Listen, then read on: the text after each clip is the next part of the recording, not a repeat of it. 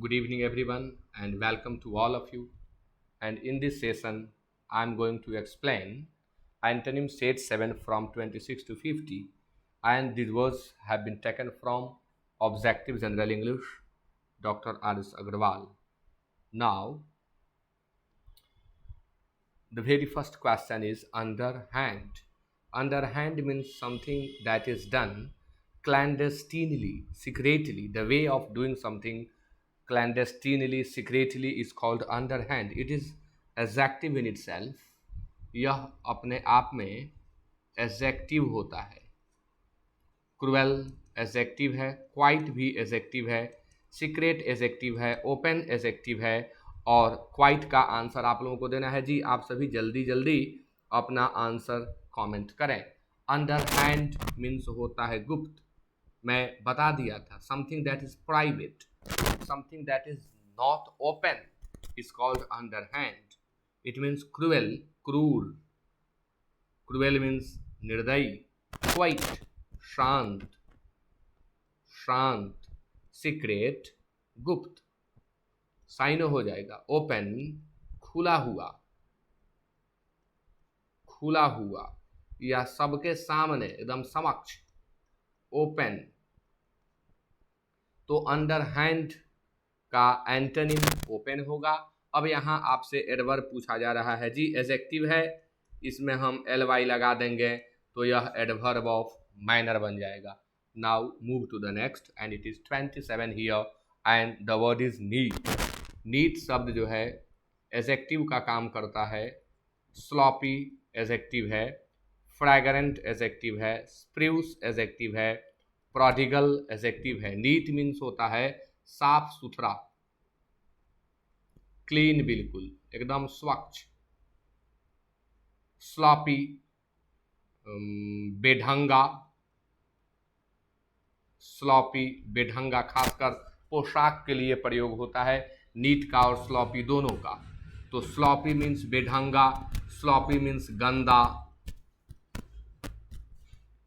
Fragrant सुगंधित, खुशबूदार, सुगंधित या खुशबूदार. स्प्रूस साफ सुथरा. नीट का सिनोनिम होता है स्प्रूस, साफ सुथरा.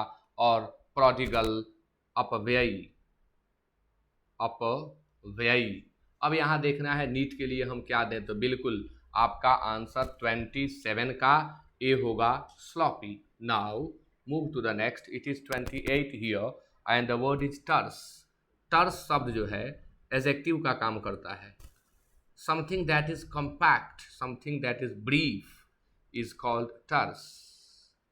तो ब्रीफ और कॉम्पैक्ट इसका साइनो होता है, यानी संक्षिप्त, संक्षिप्त. जिसका फॉर्म कर्टेल्ड हो, कॉन्साइज संक्षिप्त, डिटेल्ड विस्तृत. एक्सप्रेसिव वाक्पटु, जो अपनी बातों को धड़ल्ले से एक्सप्रेस करे वह वाक्पटु होता है. डेस्क्रिप्टिव वर्णनात्मक.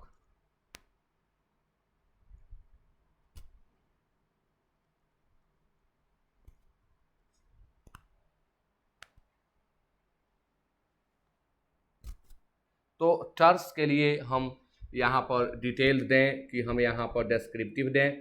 तो बिल्कुल टर्स के लिए हम लोग डिटेल्ड दें, एग्जैक्ट मैच है. ऑब्जेक्टिव के लिए डेस्क्रिप्टिव होता है. वर्णनात्मक सही लिखे हैं.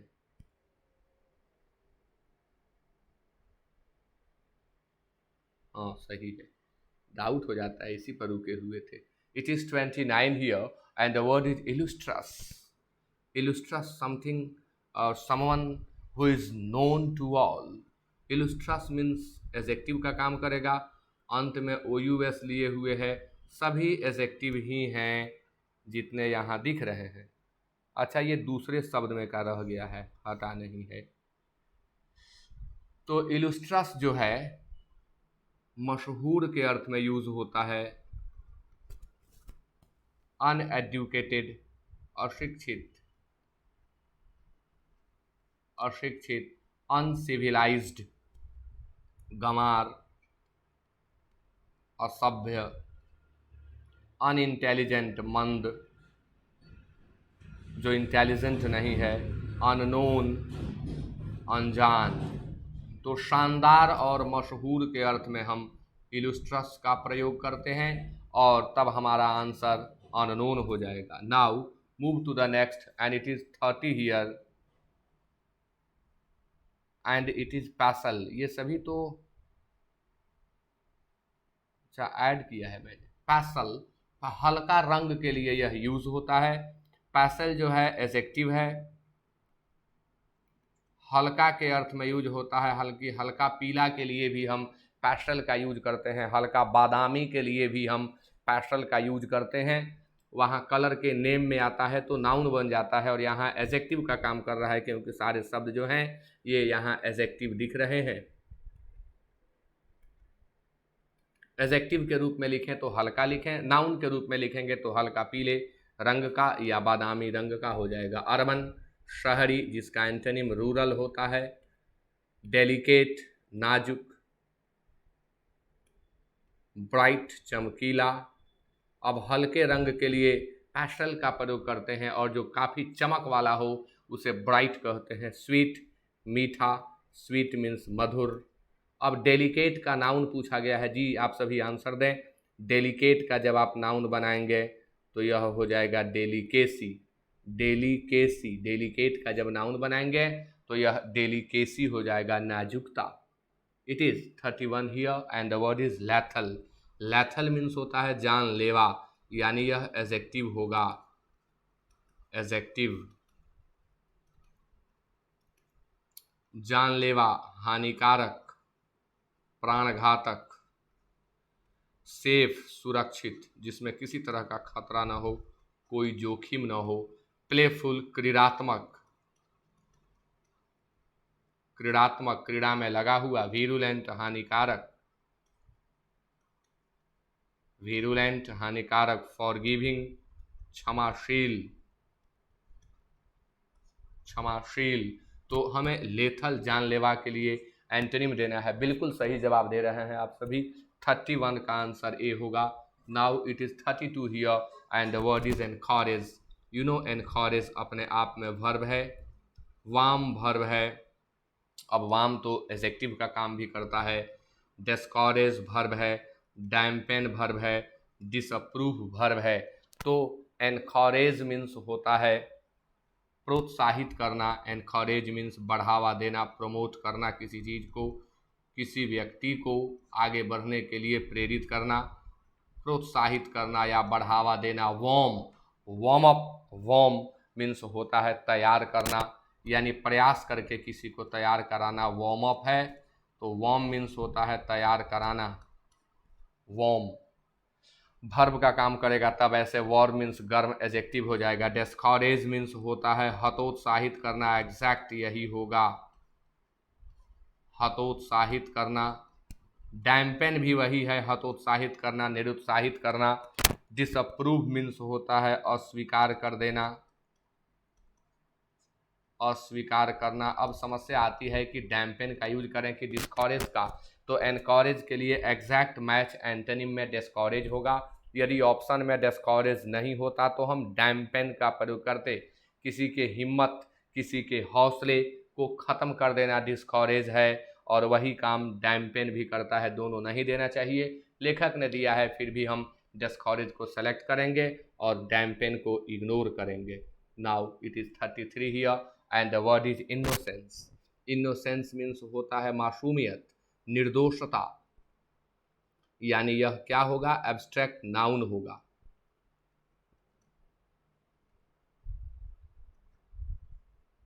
मासूमियत, निर्दोषता, निर्दोष होने का जो स्टेट है वह इनोसेंस होता है। क्राइम भी नाउन है, इसका अर्थ होता है अपराध। मिसचीफ भी नाउन है, इसका अर्थ होता है शरारत। गिल्ट मीन्स होता है दोष, और सीन मीन्स होता है पाप। तो मासूमियत, इनोसेंस का गिल्ट होगा, इनोसेंट का गिल्टी होता है, इनोसेंट एजेक्टिव हो जाएगा तो गिल्ट का एजेक्टिव गिल्टी हो जाएगा। 33 का सी एक के साथ 2 याद हुआ। अब आइए 34 है डायबॉलिक, बहुत ही क्रूर। डायबॉलिक एजेक्टिव का काम करता है जिसका अर्थ होता है क्रूर, निर्दयी। पेशेंट अगर एजेक्टिव के रूप में लिखें तो पेशेंट का अर्थ होगा धैर्यवान। आप कहेंगे रोगी नहीं लिख रहे हैं, जी बिल्कुल, तो रोगी लिखेंगे तो अर्थ हो जाएगा नाउन में और तब वो नाउन बन जाएगा। हमने एजेक्टिव के रूप में लिखा है। जेनरस मीन्स होता है उदार, जो खुलकर पैसे खर्च करे अच्छे कामों में उसे जेनरस कहते हैं। काइंड मीन्स होता है दयालु, और सिंपल साधारण। तो डायाबोलिक के लिए एंटोनिम हमें देना है क्रूर का दयालु होगा, यानी 34 का आंसर सी होगा। Now it is 35 here and the word is frugal. 35 का आप सभी आंसर दें। 35 शब्द आपके सामने है। फ्रूगल एजेक्टिव का काम करता है, गाउडी एजेक्टिव का काम करता है, जेनरस एजेक्टिव का काम करता है, एक्स्ट्रावैगेंट एजेक्टिव का काम करता है, और चैरिटेबल एजेक्टिव का काम करता है। फ्रूगल मीन्स मितव्ययी, कम खर्च करे, और जो कम बोले उसे भी फ्रूगल कहते हैं। कम शब्दों में लिख ले वो भी फ्रूगल कहलाता है। Laconic, frugal. Style, his style is frugal, यानी कम शब्दों में बोल लेता है, अपनी बात कह लेता है, कम ही शब्दों में सारी बात का वर्णन कर लेता है, लिख लेता है, उसके लिए भी। और जो कम पैसे खर्च करे उसके लिए भी। गाउडी, गाउडी मीन्स होता है तड़क भड़क, तड़क भड़क, गाउडी क्लॉथेज, तड़क भड़क कपड़े। जेनरस उदार, अभी मैंने समझाया था। एक्स्ट्रावैगेंट, फिजूल खर्ची, जो बहुत अधिक खर्च करे उसे एक्स्ट्रावैगेंट कहते हैं, फिजूल खर्ची। और चैरिटेबल मीन्स होता है दानी, चैरिटेबल मीन्स होता है परोपकारी। चैरिटेबल दानी, चैरिटेबल परोपकारी। तो फ्रूगल के लिए आप एक्स्ट्रावैगेंट का प्रयोग करें। Now it is 36 here and the word is justify. The word is justify, यह अपने आप में वर्ब है, एक्यूज वर्ब है, इनफ्यूरिएट वर्ब है, एब्जॉल्व वर्ब है, विंडिकेट वर्ब है। जस्टिफाई मीन्स होता है सही ठहराना, जस्टिफाई मीन्स होता है उचित ठहराना, सही ठहराना, उचित बताना, ये सभी इसके अर्थ होते हैं। आई जस्टिफाई इट, यानी जो बात कही जा रही है मैं जानता हूँ वह बिल्कुल सही है। तो सही ठहराना, जस्टिफाई। जस्टिफाई मीन्स प्रमाण देना कि हाँ ये चीज़ बिल्कुल सही है, मैंने देखा है, मैं जानता हूँ। एक्यूज, आरोप लगाना, एक्यूज आरोप लगाना। इनफ्यूरिएट, क्रोधित करना, गुस्सा दिलाना, इनफ्यूरिएट क्रोधित करना या गुस्सा दिलाना। एब्जॉल्व, रिहा करना, मुक्त कर देना, इल्ज़ाम मुक्त करना। विंडिकेट, प्रमाणित करना। अब हम देख रहे हैं कि यहाँ दो ही शब्द है जो हम सोच सकते हैं, या तो एक्यूज नहीं तो इन्फ्यूरिएट, क्योंकि एब्जॉल्व और विंडिकेट तो गुड सेंस के वर्ड हैं, ये होंगे नहीं। हमें जिसका देना है वो गुड सेंस का है, यानी बैड सेंस का चाहिए। तो एक्यूज आरोप लगाना, सही ठहराना, इन्फ्यूरिएट गुस्सा दिलाना। तो अगर यहाँ शांत करना होता तो यहाँ गुस्सा दिलाना हो जाता, इसलिए आंसर हमारा ए ही होगा, बाकी कुछ होने वाला ऑप्शन में नहीं है। तो मजबूरी में 36 का आंसर ए होगा। Now it is 37 here and the word is erratic. जिसका कोई कायदा कानून न हो वह एरेटिक होता है, यानी यह एडजेक्टिव है अपने आप में। एरेटिक मीन्स होता है अनियमित और संयमित, सनकी। इरेटिक मीन्स सनकी भी होता है। रेगुलर, रेगुलर मीन्स होता है नियमित, नियमित। राइट, सही, राइट दायां, राइट अधिकार। पंक्चुअल, समयनिष्ठ। और फ्री, स्वतंत्र या मुक्त। तो एग्जैक्ट मैचिंग इसका ए से होगा, रेगुलर से होगा। 37 का आंसर आप सभी रेगुलर दें। 37 अनियमित सनकी टाइप, ये आदमी के लिए यूज होगा तो सनकी हो जाएगा, और थिंग्स के लिए इरेटिक अनियमित हो जाएगा, इसलिए मैंने रेगुलर को सेलेक्ट किया। Now move to the next and the word is 38, it is criticise. आप सभी जानते हैं कि क्रिटिसाइज मीन्स निंदा करना होता है, कई बार यह आ चुका है। क्रिटिसाइज अपने आप में वर्ब है और इसका अर्थ होता है निंदा करना, जज, न्याय करना, फैसला करना।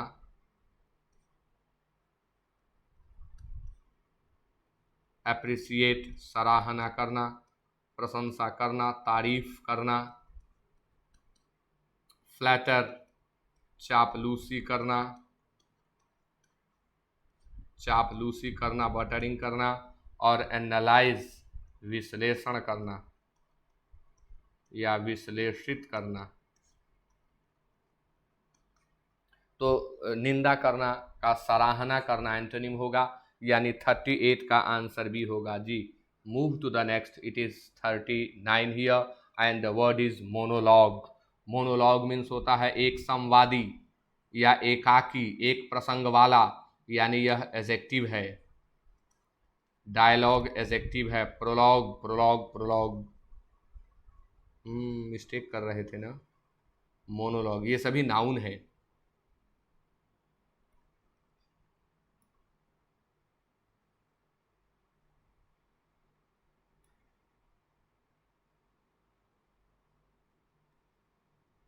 मोनोलॉग जो है नाउन है, डायलॉग नाउन है, प्रोलॉग नाउन है, ईपीलॉग नाउन है और कैटेलॉग नाउन है। मोनोलॉग मीन्स होता है एक एकाकी, एकाकी जिसमें एक संवाद हो, एक ही तरफ से जिसमें संवाद हो, एक ही प्रसंग हो, वह मोनोलॉग होता है। एक प्रसंग वाली नाटक या वाला कुछ भी, जिसमें एक ही प्रसंग हो, जिसमें एक ही सीन हो, वह मोनोलॉग होता है। जिसमें एक तरफ से वार्ता हुई हो, वह भी मोनोलॉग होता है। और डायलॉग मीन्स होता है संवाद, यानी दो पक्ष से, इसमें दो पक्ष होते हैं तब डायलॉग होता है, दो पक्ष होंगे तब। प्रोलॉग प्रस्तावना, भूमिका, प्रीफेस, प्रिल्यूड, आप जानते होंगे इसके सिनोनिम होते हैं। ईपीलॉग यानी उपसंहार, जो अंत में आता है और विश्लेषण करता है, वो ईपीलॉग है। कैटलॉग मीन्स होता है सूची, कपड़े और पुस्तक की सूची के लिए कैटलॉग का प्रयोग होता है। तो मोनोलॉग के लिए आप ए का यूज करें, dialogue. Now it is 40 here and the word is Catholic. Catholic और प्रोटेस्टेंट ये दो ईसाई लोग दो भागों में बटे होते हैं। कैथोलिक और प्रोटेस्टेंट, जो चर्च के नियमों को मानते हैं उन्हें कैथोलिक कहा जाता है, और जो चर्च के नियमों को नहीं मानते हैं उनका अपना कुछ जीने का तरीका होता है, वो प्रोटेस्टेंट कहे गए। कैथोलिक्स के द्वारा ही नाम दिया गया उन्हें प्रोटेस्टेंट। तो कैथोलिक जो है जब यह एजेक्टिव के रूप में आता है, वैसे तो जो मैंने बताया वो नाउन का काम करते हैं कैथोलिक्स और प्रोटेस्टेंट्स, लेकिन जब यह एजेक्टिव का काम करता है तो कैथोलिक मतलब होता है जिसकी सोच काफ़ी व्यापक हो, व्यापक सोच वाला, व्यापक सोच वाला, जो उत्कृष्ट सोच का हो वह कैथोलिक होता है। रिजिड, रिजिड मीन्स होता है हठी।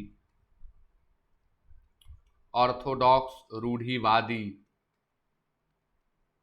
ऑर्थोडॉक्स रूढ़िवादी पुराने ख्यालात का, स्ट्रिक्ट सख्त। और नैरो माइंडेड संकीर्ण सोच वाला, जिसकी सोच संकीर्ण हो वह नैरो माइंडेड है, जिसकी सोच व्यापक हो वह कैथोलिक है। क्रिश्चियनिटी के ये दोनों वर्ड हैं। ऐसे तो सारा वर्ड ही ब्रिटेन का है, सब कुछ हम लोग वहीं से सीखते हैं, याद करते हैं, बट ये प्योरली वहाँ के चर्च से रिलेटेड वर्ड हैं। Now it is 41 here and the word is child.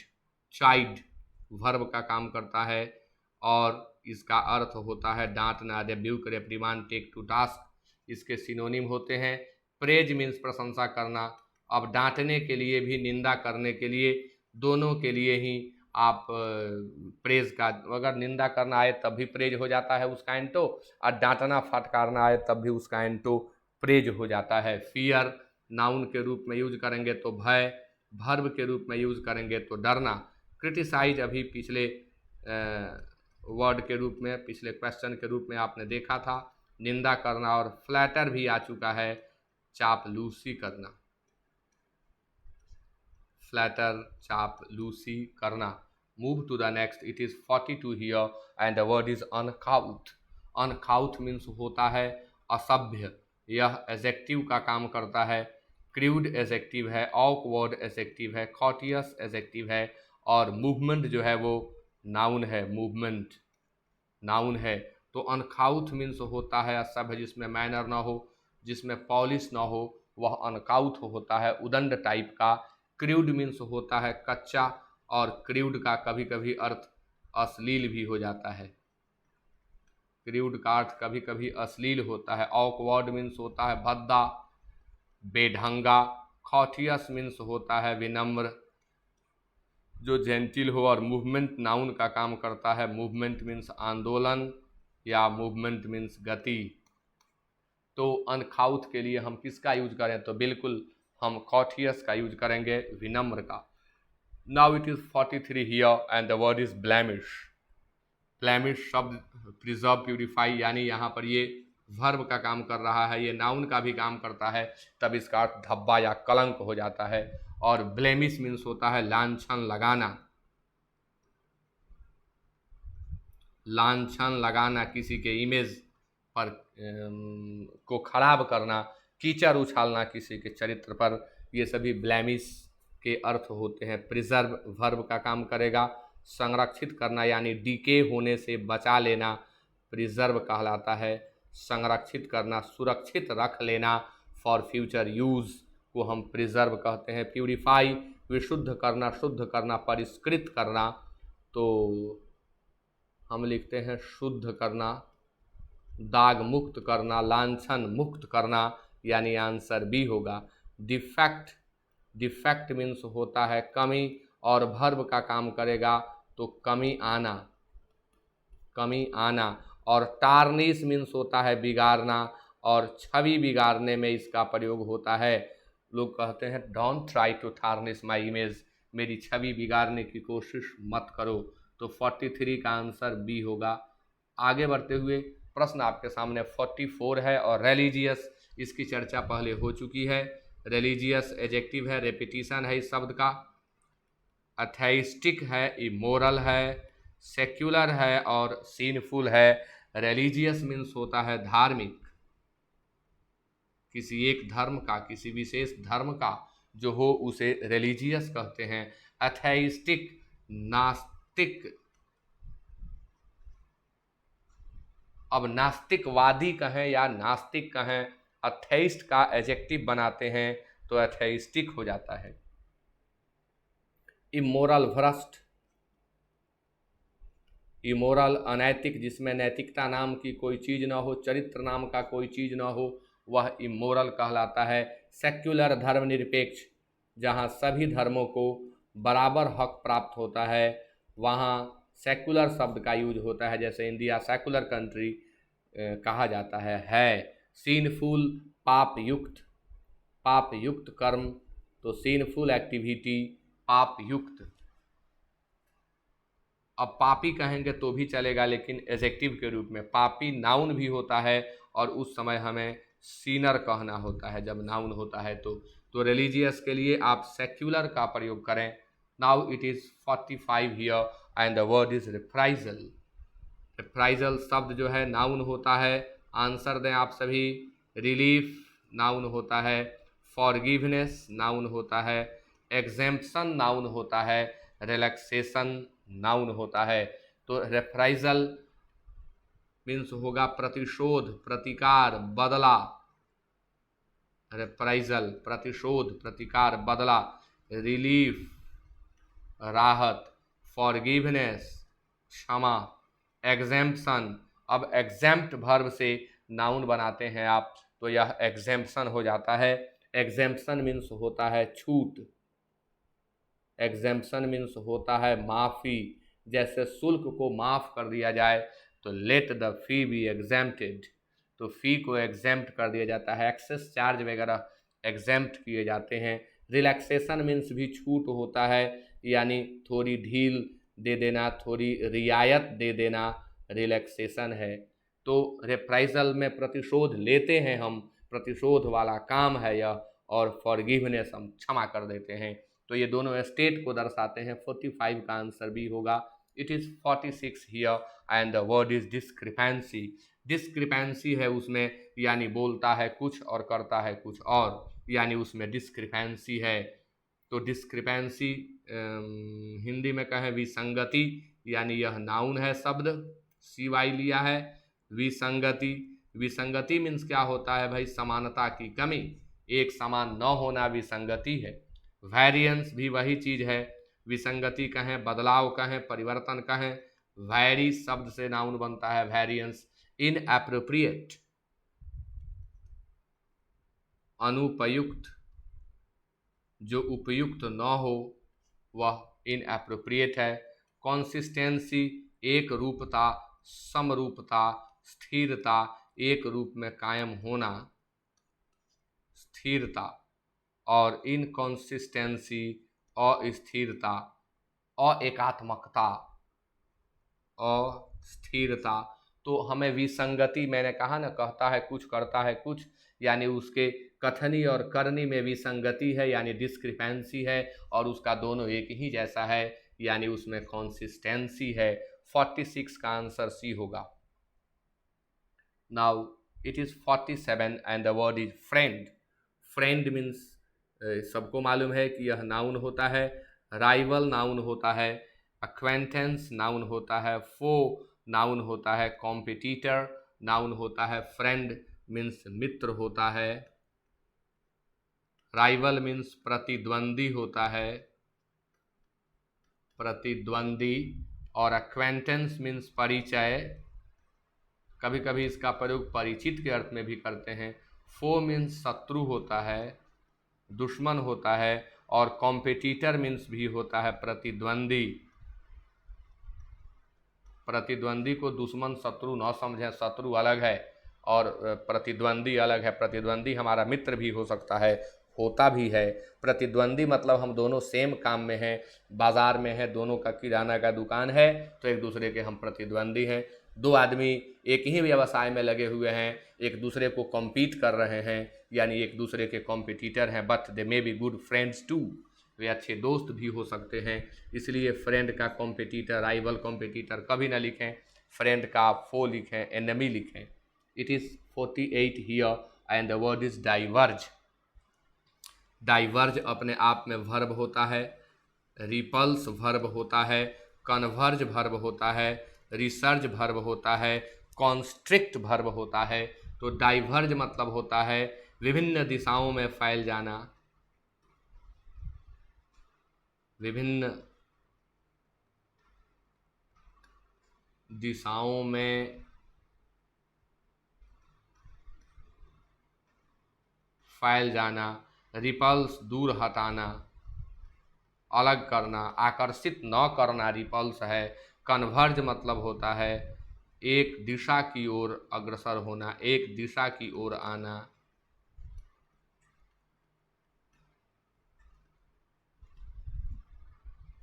Research पुनरुत्थान होना,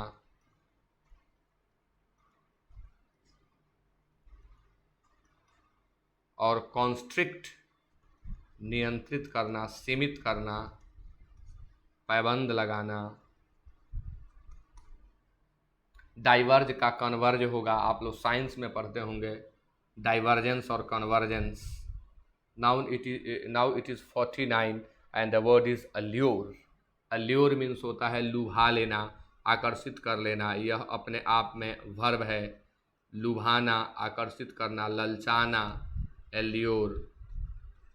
ल्योर इसका साइनो होता है, टेम्प्ट इसका साइनो होता है। फिर रिपल्स आ गया, रिपल्स मीन्स होता है दूर हटाना, मतलब उसकी ओर आकर्षित न होने देना, अलग करना, विकर्षित कर देना, इसे लिख सकते हैं आप। डिवेलप, डिवेलप मीन्स होता है विकसित होना, विकसित करना भी होता है। इंटाइस साइनो होगा एल्योर का, टेम्प्ट होगा लुभाना, और डिकोय मतलब होता है किसी शत्रु को अपने जाल में फंसा लेना, धोखा देने के लिए किसी को फंसा लेना। डिकोय होता है फंसाना, शत्रु इत्यादि को फंसा लेना और आगे जाकर उसके साथ धोखा कर देना, तो वो जाल में फंसा लेना डिकोय होता है। अपनी चाल में, अपने जाल में फंसा लेना डिकोय है। तो एल्योर के लिए हम यहाँ, अब एल्योर अपनी ओर खींचता है और रिपल्स वहाँ से दूर हटाता है, इसलिए हम रेपल्स का प्रयोग करेंगे। आप लोगों से मैं एक प्रश्न करूँगा, आप सभी एडजेक्टिव बताएं रिपल्स का, एडजेक्टिव ऑफ रिपल्स, आप सभी इसका जवाब जरूर दें। Now it is 40 here and the word is crash. Crash शब्द जो है एडजेक्टिव का काम करता है, ग्रॉस भी एडजेक्टिव है, रिफाइंड एडजेक्टिव, कोअर्स एडजेक्टिव और डेंस एडजेक्टिव। तो क्रैश मीन्स होता है मूर्ख, मूढ़, मूढ़, मूर्ख को क्रैश कहते हैं। ग्रॉस मीन्स होता है सकल, यानी कूल, यानी टोटल। रिफाइंड मीन्स होता है परिष्कृत, रिफाइंड मीन्स होता है विशुद्ध, उन्नत किस्म का। कोअर्स मीन्स होता है भद्दा, कोअर्स मीन्स होता है मोटा, और डेंस मीन्स होता है घना। जी, तो शब्द आपके सामने क्रैश है, मूर्ख है। आप इसके लिए ग्रॉस दे नहीं सकते, कोअर्स दे नहीं सकते, डेंस दे नहीं सकते, तो बचा क्या? बी, रिफाइंड, परिष्कृत, विशुद्ध, बढ़िया, सुंदर, बारीक। तो 50 का आंसर बी होगा। तो इसी के साथ आज का यह सेशन समाप्त होता है। Okay, thank you very much to each one of you and good night everyone.